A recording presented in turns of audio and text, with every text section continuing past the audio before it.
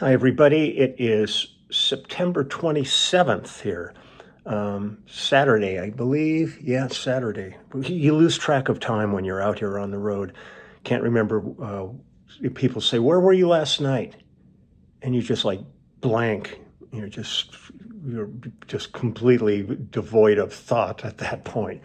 And what day of the week it is, because when you're working every day feels like a weekend. It's like it's not like they're delineating anything. We played last night. I don't remember where, but we drove all night. We are in Chattanooga, Tennessee tonight. And I believe after the show tonight, we are heading off to Atlanta. So tour's going great. Show was great last night. Audience was fantastic. It was a very funny evening. From the standpoint that somebody yelled out it was somebody they were with's birthday. So Lyle started to engage them and sang them happy birthday. And then somebody else yelled, "Well, it's my birthday too." It's dark. You can't even see any of this. And Jim Cox then modulated. He played the birthday song while we all sang. And he modulated, and then Lyle sang to this other person out there, and then other people started yelling, and so Jim modulated again, and we did a generic happy birthday to everyone who was having birthdays. And actually, speaking of birthdays, today is Russ Kunkel's birthday. My dear old friend for God knows how many years now. Amazing. It's his birthday, so I'm thrilled for Russ. But today is also a unique, special day, a day I never anticipated showing up here. And this is, when I post this video, it is my 2000th video since I started this YouTube channel back on March 24th in 2020. Now, for those that don't know, the way this whole channel began was we had come off of Phil Collins's Not Dead Yet tour. And I had people, bass players especially, starting to write to me saying they had seen the show like in Brazil or Germany, all these gigs. And many of the shows we did were in stadiums, 80, 90,000 people at these shows. And these guys were writing to me going, "Man, the show is unbelievable. We loved everything." Only thing was sometimes it was hard to hear details of the parts because of, those are sporting events. They're not musical events ultimately. And so I thought, God, it'd be nice to be able to address this. And I've always been, since YouTube started, I've been a YouTube fan because I'm pretty much an insomniac. I'm a real late night person, and I'm also a really early riser, so I don't get a lot of sleep. But I really enjoy staying up at night and just perusing through all kinds of subjects on YouTube. And it's really a fascinating medium.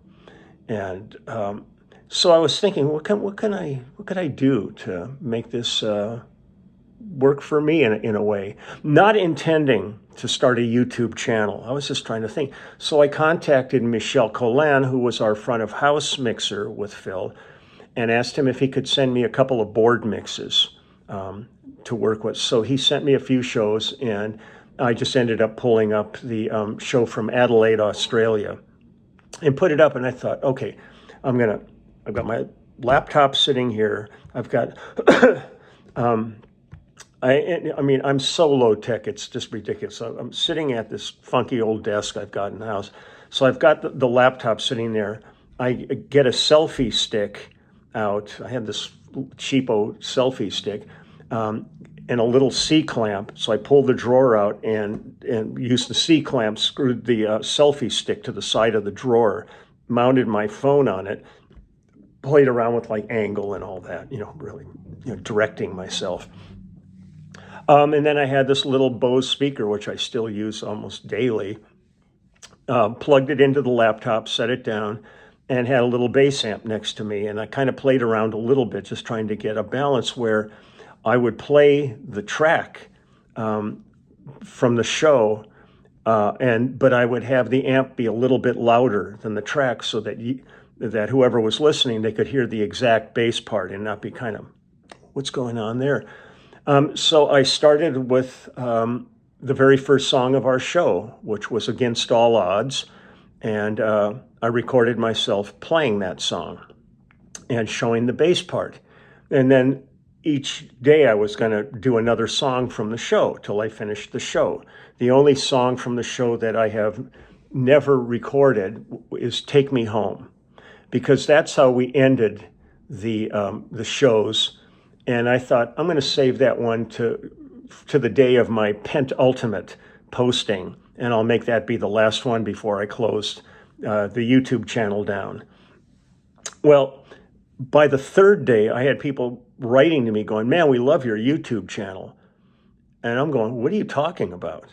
And they were going, oh, no, man, no, the songs. I had no idea that just posting a couple of songs would suddenly turn into a channel. And but I was enjoying this. And then, COVID took away our work. Things got so crazy. But I really had time. And so I was really enjoying it. So each day I would do another song, talk about them a little bit. And it's funny, like when I look at the very first ones, and like half the time I'm talking like this, or I'm like, I had no idea what the hell I'm doing. So like I'm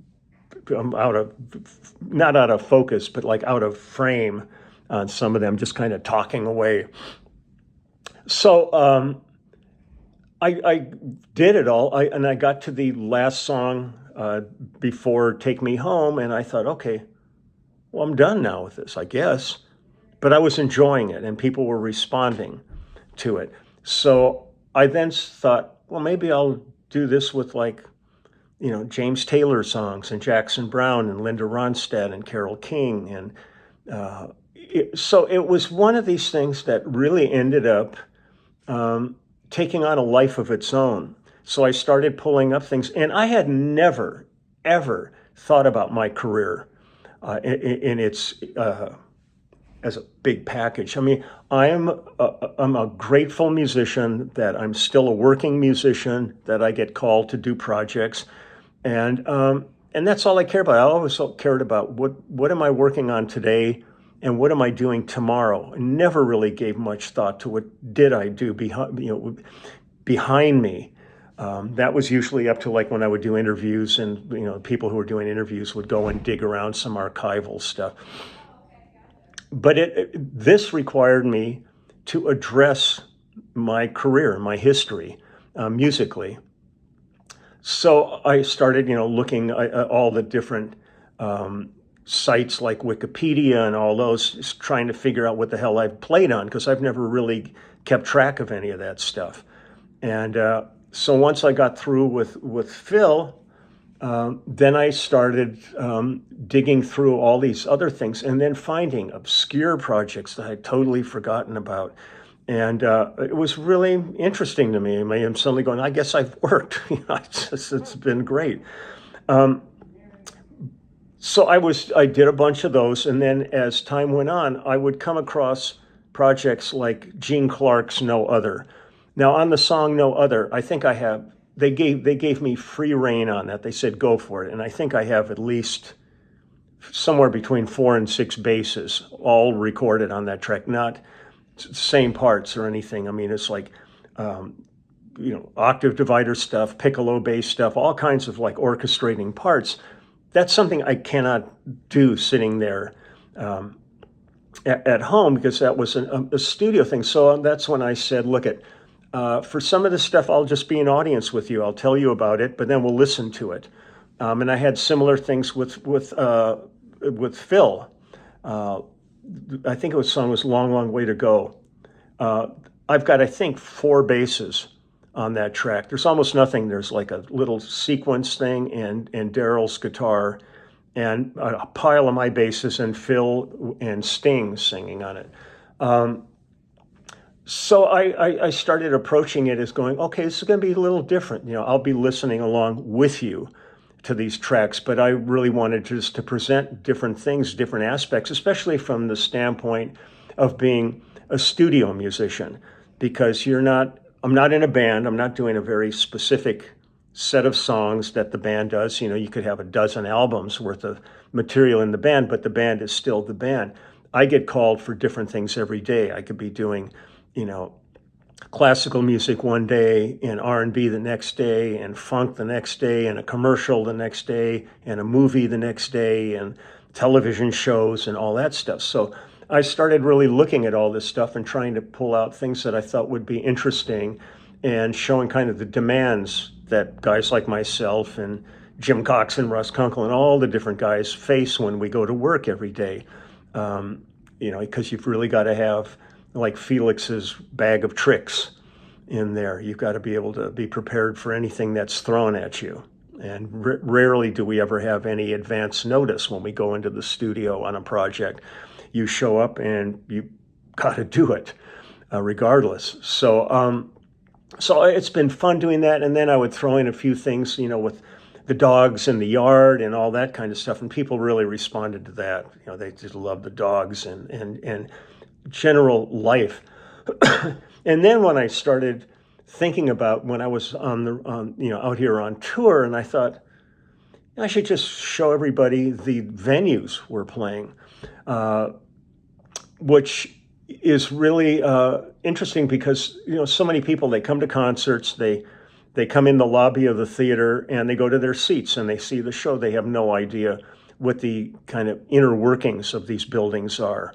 The orchestra pits and the machinery that raises and lowers pits and what's in the attic and all that. So it's been really fun to be out here on the road and take people from the network on tour with me and let them see all the venues and what's going on out here. And then any little side adventures that seem like worth doing, I really have enjoyed doing. And it only saddens me a little bit that I wasn't doing this back like on Phil's tour, because we were all over the world on that, and I could have been filming in Russia and the Middle East and Scandinavia and Eastern Europe and all of that. But I've still got pictures and stuff, but this wasn't what was happening. And then the side benefit of all this was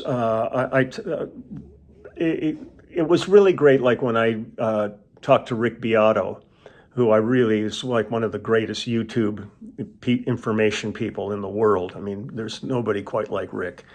And we did the first interview I did with him, and then we posted it on, and all of a sudden the channel started really buzzing because he mentioned it. And we got into, a whole bunch of different discussions about things, but I really realized, what an incredible medium this is. And Aaron, who helps Rick, handles a lot of the stuff on Rick's network for him, has helped me on here. And we were talking one day and there was a suggestion of maybe doing like a clubhouse or something like that for people that are coming on a regular basis to the network, to the YouTube channel. So we put together the clubhouse, and the community that's evolved out of that clubhouse is remarkable to me. I mean, people who had never met each other have become really close friends. I feel like I'm a facilitator. It's not, to me, I might be the reason that people initially come to this thing, but the relationships that they've developed really travel way beyond me. And I really enjoy that aspect of it so much. And we've had people, there's been marriages and births and people passing and all. I mean, it really is a very kind of an intimate community that grew out of this. And I'm so appreciative of all the support that this has had since we started this back in 2020. And really today being the 2000th video, this really more than anything is just a really sincere thank you to everybody who's come to this network and has contributed in their own ways to it, which everybody who's there is really unique and special. And it really gives me something out here on the road to look forward to every day of presenting venues, different things that are going on out here, introducing you to members of the group and having them talk about their life experiences and what brought them to the point where they are at musically. in life and stuff. So again, just I have no intention of stopping this anytime soon. So this isn't a farewell message. This is just a heartfelt thank you message to all of you who have come here, who are still here. It is. I always appreciate when somebody writes in and they go, "Oh man, it's my first time. This is really cool," and it's really fun for me just to have this kind of interaction all the time, because the world's getting. There's so many times where it's becoming kind of this, and to have a community where people really of like minds can all get together and share their lives, their experiences, their tastes. And when we do the clubhouse, people have said to me, I'm not a bass player. I don't know what I would talk about at the clubhouse. And I go, bass is like one of the last things we talk about. I mean, if anybody brings up anything, because there are a bunch of bass players on the site, but most of the time we're talking about food and movies and what people are up to. And I sit there and I'm looking at a chat window, and you're seeing me, but I'm seeing a chat window. And there's all kinds of conversations going on within that chat window that have nothing to do with me whatsoever.